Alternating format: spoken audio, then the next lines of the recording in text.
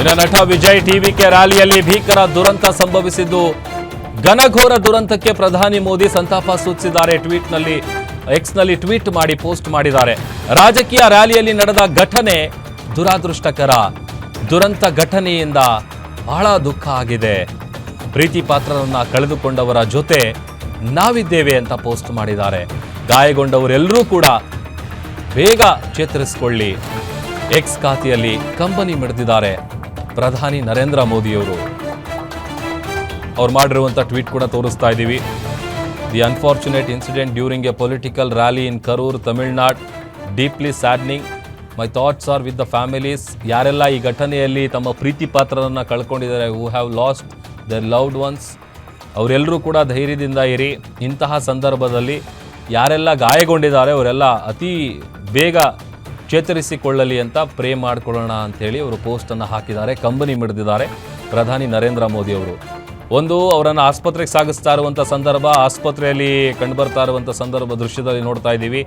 ಅದೊಂದು ಕಡೆ drone shot ಕೂಡ ತೋರಿಸ್ತಾ ಇದ್ದೀವಿ ನೋಡಿ. ಆಮೇಲೆ ಮೋದಿ ಅವರು ಮಾಡಿರುವಂಥ ಟ್ವೀಟ್ 4 ಕೂಡ ಗಮನಿಸ್ತಾ ಇದ್ದೀವಿ. ಅಂದರೆ ಅಲ್ಲಿ ಆ ವ್ಯಾನ್ ಏನಿದೆ ನೋಡಿ, ಆ ವ್ಯಾನ್ ಬರ್ತಾ ಇರುವಂಥ ಸಂದರ್ಭದಲ್ಲಿ ಎಲ್ಲರೂ ಕೂಡ ಅಲ್ಲಿ ಸೇರಿದ್ದಂಥವ್ರು ಎಲ್ಲರೂ ಕೂಡ ತಮ್ಮ ಮೊಬೈಲಲ್ಲಿ ಅವರನ್ನು ಕ್ಯಾಪ್ಚರ್ ಮಾಡಬೇಕು, ಅವ್ರು ಮಾತಾಡುವಂಥ ಭಾಷಣವನ್ನು ಸೆರೆ ಹಿಡಿಬೇಕು, ವಿಡಿಯೋ ಮಾಡ್ಕೊಳ್ಬೇಕು. ನಾನು ಭಾಳ ಹತ್ತಿರದಿಂದ ನೋಡಿದೆ ಅದನ್ನು. ಅವರು ಸೋಷಿಯಲ್ ಮೀಡಿಯಾದಲ್ಲಿ ಪೋಸ್ಟ್ ಮಾಡೋದಕ್ಕೋ ಮತ್ತೊಂದಕ್ಕೋ ಸಹಜವಾಗಿ ಸಿನಿಮಾ ನಟಿಯರು ಬಂದಂಥ ಸಂದರ್ಭದಲ್ಲಿ ಎಲ್ಲರೂ ಕೂಡ ಅದನ್ನು ಸರ್ವೇ ಸಾಮಾನ್ಯವಾಗಿ ಮಾಡ್ತಾರೆ.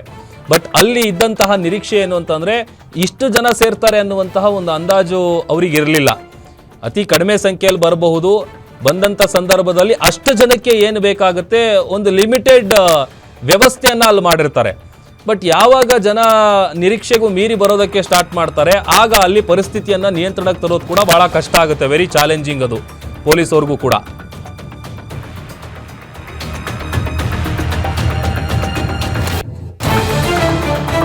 ನೋಡಿ, ಮತ್ತೊಂದು ಕಡೆ ಕ್ಷಣಕ್ಕೂ ಸಾವಿನ ಸಂಖ್ಯೆ ಹೆಚ್ಚಾಗುವಂತ ಸಾಧ್ಯತೆ ಇದೆ ಅನ್ನುವಂತ ಮಾಹಿತಿ ಸಿಗ್ತಾ ಇದೆ.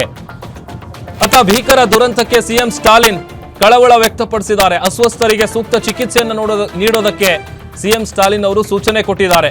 ಸ್ಥಳೀಯ ಆಡಳಿತಕ್ಕೆ ತಮಿಳುನಾಡಿನ ಮುಖ್ಯಮಂತ್ರಿಗಳು ಸೂಚನೆ ಕೊಟ್ಟಿದ್ದಾರೆ. ನಾಳೆ ಕರೂರ್ಗೆ ಭೇಟಿಯನ್ನ ಕೊಡ್ತಾರೆ ಸಿಎಂ ಎಂಕೆ ಸ್ಟಾಲಿನ್. ಟಿವಿಕೆ ರ್ಯಾಲಿ ದುರಂತಕ್ಕೆ ಸಿಎಂ ಸ್ಟಾಲಿನ್ ಬಹಳ ಆತಂಕಗೊಂಡಿದ್ದಾರೆ. ಯಾಕಂದ್ರೆ ನಿರೀಕ್ಷೆ ಮಾಡಿರಲಿಲ್ಲ. ಕ್ಷಣಕ್ಕೂ ಕೂಡ ಸಾವಿನ ಸಂಖ್ಯೆ ಜಾಸ್ತಿ ಆಗ್ತಾ ಇದೆ. ಮೊದಲಿಗೆ ಆರಂಭದಲ್ಲಿ 10, 12, 15 ಇತ್ತು, ಅದಾದ್ಮೇಲೆ 20 ಆಯಿತು, ಈಗ 33ಕ್ಕೆ ಬಂದು ನಿಂತಿದೆ. ಇನ್ನೂ ಕೂಡ ಸಾವಿನ ಸಂಖ್ಯೆ ಹೆಚ್ಚಾಗುವಂಥ ಸಾಧ್ಯತೆ ಇದೆ. ಅವರು ಮಾಡಿರುವಂಥ ಪೋಸ್ಟ್ ಏನಿದೆ ಅದು ತಮಿಳಿನಲ್ಲಿದೆ, ತಮಿಳಲ್ಲೇ ಪೋಸ್ಟ್ ಮಾಡಿದ್ದಾರೆ ತಮಿಳುನಾಡಿನ ಮುಖ್ಯಮಂತ್ರಿ ಸ್ಟಾಲಿನ್ ಅವರು. ಅದೊಂದು ಕಡೆ ಆಸ್ಪತ್ರೆಯಲ್ಲಿ ಈಗ ತಮ್ಮ ಪ್ರೀತಿ ಪಾತ್ರರನ್ನು ಕಳೆದುಕೊಂಡಂಥವರ ಆಕ್ರಂದನ, ಕುಟುಂಬಸ್ಥರ ಆಕ್ರಂದನ ಮುಗಿಲು ಮುಟ್ಟಿದೆ. ಯಾಕಂತಂದರೆ ಭಾಳ ಚಿಕ್ಕ ಮಕ್ಕಳು. ನಾನು ಹೇಳ್ತಾ ಇದ್ನಲ್ಲ, 33 ಜನದಲ್ಲಿ ಸುಮಾರು 7-8 ಮಂದಿಗೂ ಹೆಚ್ಚು ಮಕ್ಕಳೇ ಇದ್ದಾರೆ. ಆ ಮಗುದೇ ತೋರಿಸ್ತಾ ಇದ್ದೀವಿ ನೋಡಿ ವಿಜುವಲ್ಸು. ಯಾಕಂತಂದರೆ ಅಲ್ಲಿ ಹೇಳಿ ಕೇಳಿ ದೊಡ್ಡವರಿಗೆ ಹಿಂಸೆ ಆಗುತ್ತೆ ಅಂತ ಅಂದರೆ ಪಾಪ ಪುಟ್ಟ ಮಕ್ಕಳಿಗೆ ಹೇಗೆ ಉಸಿರಾಡೋದಕ್ಕೆ ಸಾಧ್ಯ ಆಗುತ್ತೆ? ಒಂಥರ ಸಫೋಗೇಷನ್ ಆಗುತ್ತೆ ಅಷ್ಟು ಜನದ ಮಧ್ಯದಲ್ಲಿ.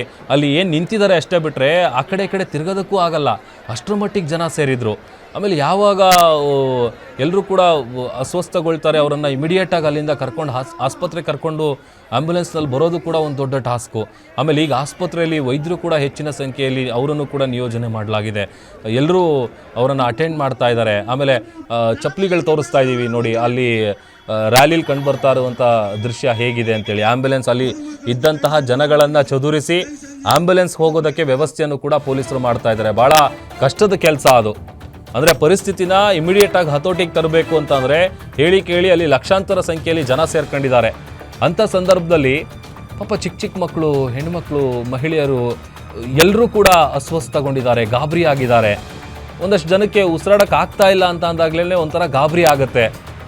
ಆ ಭಯಕ್ಕೇನೆ ಒಂಥರ ಅನ್ಕಾನ್ಷಿಯಸ್ ಆಗಿಬಿಡ್ತಾರೆ. ಆ ಥರ ಅಸ್ವಸ್ಥಗೊಂಡಂಥವ್ರನ್ನು ಕೂಡ ಇಮಿಡಿಯೇಟಾಗಿ ಆಸ್ಪತ್ರೆಗೆ ಶಿಫ್ಟ್ ಮಾಡುವಂಥ ಕೆಲಸ ಕೂಡ ಆಗ್ತಾ ಇದೆ.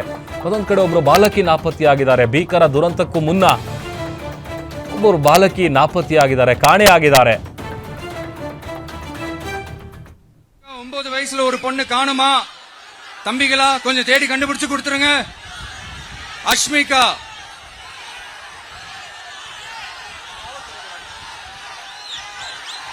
Police sir, please help sir, please. Ashmika 9 வயசுல ஒரு பொண்ணு காணுமா?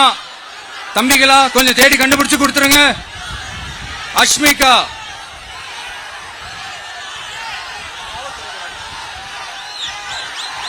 Police sir please help sir please. Ashmika 9 வயசுல ஒரு பொண்ணு காணுமா தம்பிகளா, கொஞ்சம் தேடி கண்டுபிடிச்சு கொடுத்துருங்க. அஷ்மிகா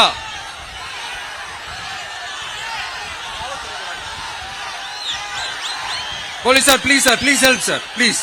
அஷ்மிகா 9 வயசுல ஒரு பொண்ணு காணுமா தம்பிகளா, கொஞ்சம் தேடி கண்டுபிடிச்சு கொடுத்துருங்க.